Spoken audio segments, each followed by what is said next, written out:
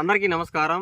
నేనైతే విలేజ్ పోడు. మనకి విలేజ్ లో దొరికే పలవరాయని చెట్టు వల్ల ఎటువంటి ఉపయోగాలు అయితే ఉన్నాయో అయితే చెప్తాను చూడండి.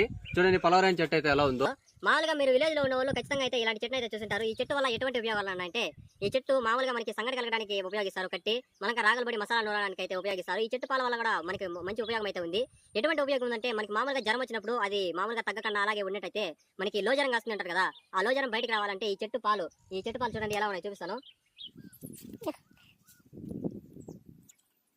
చూడండి పాలు అయితే ఏ విధంగా కాలుతున్నాయో. వీటిని పలవరాయని పాలు అంటారు. ఈ పాలు మనము రోజు ఉదయం వచ్చి నాలుగుకి పూసుకున్నట్టయితే, లేదంటే సద్దన్నం ఉంటుంది కదా, ఆ సద్దన్నంలో అద్దుకొని తిన్నట్టయితే మనకి కడుపులోని జ్వరం అయితే బయటకు వస్తుంది.